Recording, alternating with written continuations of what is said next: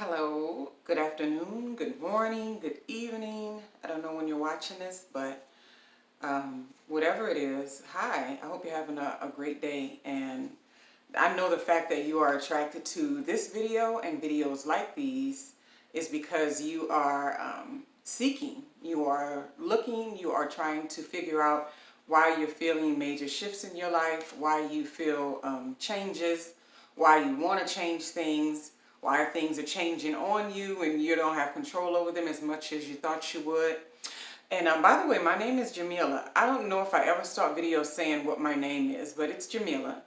And I'm an author, I'm also a professor, and then I'm also a speaker. I've done several different workshops and events, mostly on technology or something related to how to be successful in a particular business area. And I have a speaking reel too on my YouTube channel. So hi, it's Jamila, right? And what I'm talking about today is 5 signs that you're going through a spiritual awakening. Something that I've noticed a whole lot lately is major shifts happening in my own life, but these things have happened before. I've had these instances before where I was experiencing a lot of changes and shifts and uncoverings and maybe a little drama over here, a little negativity over there, a little positive over there, a little bit of tension over there. And I never did put it all together to try to figure out, okay, what is it exactly that's happening, right? So because I've studied more now and I've been more in tune with teachings that show me the different phases of life and how we transition from one phase to the next, I know when I'm going through some sort of a heightened aspect of a spiritual awakening, right? So I have 5 signs that you are in the middle of a spiritual awakening. 5 signs that I know for sure that I have experienced, people around me have experienced, are experiencing. And if you just want to know why is this like this, these are the answers, right? So number one is the past. Your past revisits you in some kind of way. So a lot of time things that you thought you left behind or issues that you thought you wouldn't have to deal with or something that you might have done that you weren't proud of many years ago, or something that you did that you were proud of, or someone you interacted with, or something that went on in the past and you kind of just completely lost track of it. That situation may revisit you. Those people may revisit, something related to the environment may revisit. Um, Especially a lot of people talk about exes and best friends they used to have, or people from a job they used to work on, and anything you can think of that comes from the past that maybe was insignificant or something that was really significant, but it'll come back to revisit in some kind of way. I always think that that revisiting is like a challenge for you to see if you will, to show you that you are not the person you used to be, and that you don't snap back into the old habits and patterns that you had when dealing with certain things or people and environments or being confronted with certain things. And so that's always interesting. So in the past revisits, you get a real good opportunity to kind of show off your spiritual growth to yourself and say, hey, you know, the old me would have been like this or that, right? Number two is certain environments and people, they stop working for you. It's like you don't know why. You're not judging the people in the environment. You don't have anything against them. You don't think they're living so awful and wrong. You don't think that they have so much to grow and you can be the one to show them how to do it. That's not how you feel. It's not about judgment, and it's not about being better than anyone, but something about the old environments that you really used to settle into, they don't feel that good anymore. They used to feel good, but they don't feel good anymore. So then you're challenged with the idea of, you know, is there something wrong with me? Am I doing something wrong? Is there something wrong with the people? None of that's true. There's nothing wrong with anybody. All it means is that you're outgrowing certain environments, and that's perfectly okay, because in the middle of a spiritual awakening, a lot of what you used to do and what you used to be is falling away. So you've come to a new level of consciousness. So those old environments and people, they no longer serve you the way they used to serve you, whether that was for a positive or a negative good. It just doesn't work anymore, right? Another one is even in those environments, you don't feel the need anymore to change or try to control anything about it. And it's just true.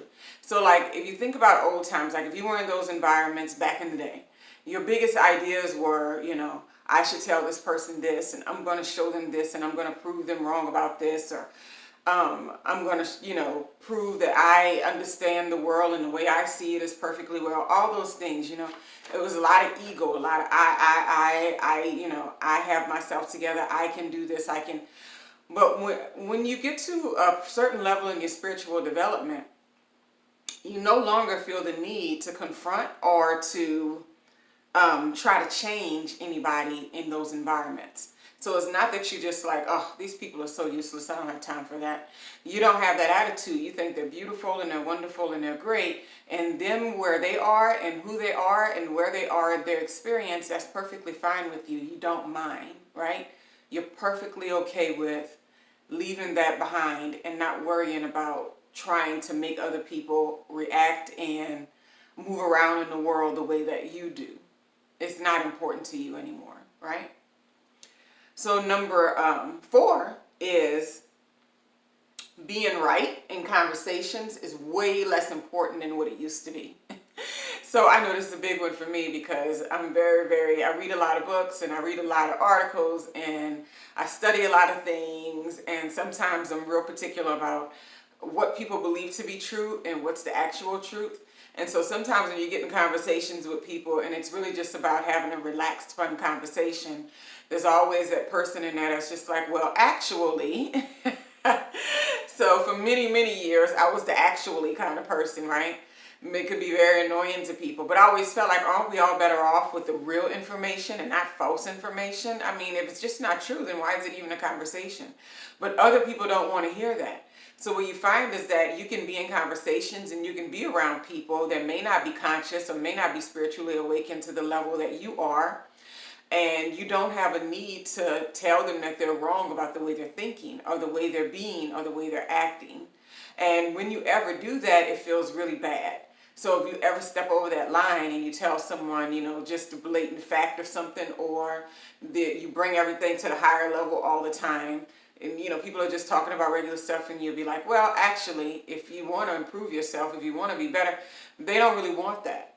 And you do it and it makes you like this outcast. So if you don't mind being that, that's perfectly fine. But what I'm really focused on is that you don't even feel the need to be right. You don't even feel the need to try to address discrepancies or wrong thinking or thinking that's not conscious enough or thinking that's petty or thinking that's gossiping and discussing other people negatively and then smiling at them right in their face, and the minute they walk out of the room saying negative things about them, you don't even feel the need to even address it or be right, because you know that there's a right and wrong in those type of situations, but it's not your business. So you don't even feel that you have the energy to address that. That's how you know you're in the middle of a spiritual awakening.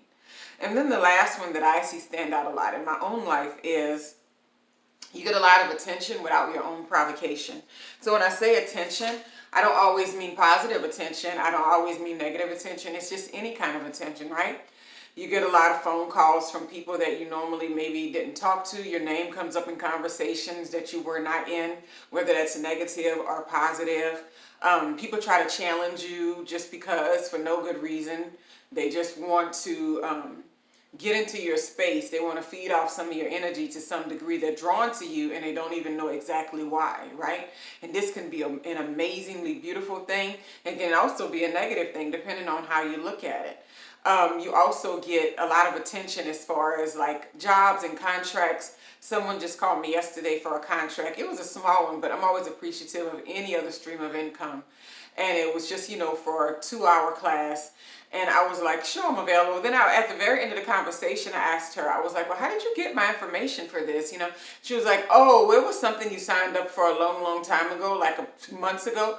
And that didn't work out. And so when we were looking for new people, your name came up, and so I decided to just give you a call today. And I was like, wow, that's, you know, the universe looking out for you.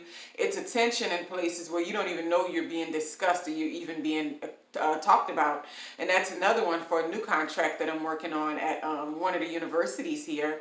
One of the professors sent me a message saying, hey, would you be interested in doing this? And you didn't solicit it or provoke it in any kind of way, just being you and being in your own space, and possibly not even doing anything, not even, you know, reaching out, not even, you know, sitting there doing mantras and meditating and working real hard on yourself. You're not even doing any of that. And you get a lot of attention. You get attention when you go out too. People tell you look good. They tell you smell good. They tell you they like your outfit. They watch you walk around from your car to your store, the store. You don't even know why they're looking at you. They spark up conversation with you when you didn't provoke it. You start to get a lot of attention, and it's because in the middle of a spiritual awakening, your vibration is very high and your energy level is usually very strong. So you're really magnetic, and you're pulling people into your space. And even they are not really clear on why exactly they want to be a part of your space, but you start to see that constant flow of energy and attention. So those are my five ways that you know you're in the middle of a spiritual awakening. And so the one is that, one is that you get revisits from the past. Another one is that certain environments and people don't work for you like they used to.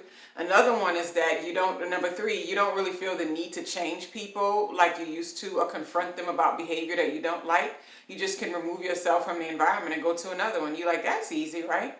Number four, you don't really have a need to be right with everybody all the time. It's not important to you to prove anything to people like it used to be. And then number five is that you get attention without a lot of provocation. So I hope this helps you on your spiritual journey, your spiritual awakening, and you realize that you are not alone in anything that you're experiencing, and that if you are attracted to videos like these, if I popped up in your suggestions or something like that, that means that I believe you're on the right path, because I know when I get videos in my feed, I know I'm like, hey, this popped up just for me today because I needed to hear this, and it makes me feel good and it helps me along on my journey. So we're all here in this together for however long that we're going to be here in these earthly bodies, doing these earthly physical things and living a spiritual life and trying our best to use our minds to calculate our next move, our present move. My only advice for all the time is always to be grateful and to live in gratitude, and to always know that you have everything you need to be everything that you want to be. And divine timing and patience is everything. So you all have a wonderful, wonderful day.